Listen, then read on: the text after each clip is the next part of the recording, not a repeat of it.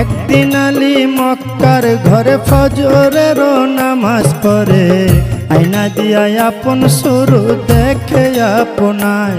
ওরে আয়নাতে রূপ দেখে আলী অমনি উঠিলেন বলি, আমার মতো এমন সুন্দর নাই আর দুনিয়ায়। ওরে আয়নাতে রূপ দেখে আলী অমনি উঠিলেন বলি, আমার মতো এমন সুন্দর নাই আর দুনিয়ায়। তখন দুই ইমাম দাঁড়ায়া ছিল, দুই ইমাম দাঁড়ায়া ছিল, আলীর ডাইনে বাইরে সাধের দুনিয়ায়। যার যেখানে মরণ লেখা যায়, ভবে যার যেখানে মরণ লেখা যায় রে সাধের দুনিয়ায়, যার যেখানে মরণ লেখা যায়।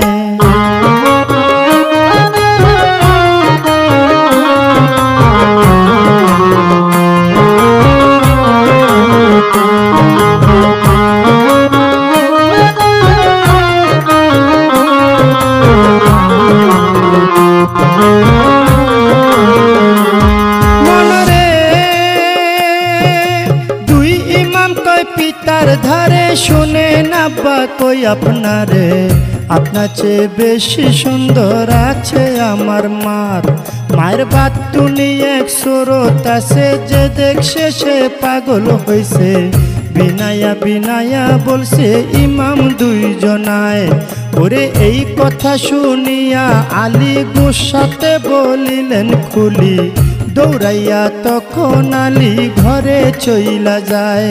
ওরে গিয়া বলছে জোহরা রে, শোনো জোহরা কই তোমারে। বিনায়া বিনায়া বলছে আলী মরতু যায়। জোহরা তুমি আমার ঘরের স্ত্রী, সকল সুর দেখতে পারি, তবে কেন প্রাণের শরীর দেখাও নাই আমায়। তোমার বাতুনি এক সুরত আছে, দেখাও নাই কেন আমার কাছে। এই কথা বলিলেন যখন আলী মরতু যায়। ওরে এই কথা শুনে ফাতেমায় মনের মধ্যে ব্যথা পায়। ফরিয়া জানাইলেন মাওলারি দরগায়, মাওলা গো আমার বাতুনি সুরতের কথা যে কইয়া লাগাইছে ব্যথা। জহরে কহরে মরণ হয়েছেন দুইজনার।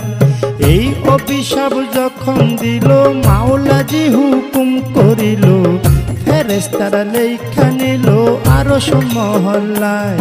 মায়ে বাতিনি রূপ বাহির করে কায়াঙ্গুলে মিশ্রণ করে, সেই রূপ ধরল গিয়া আলীর সামনায়।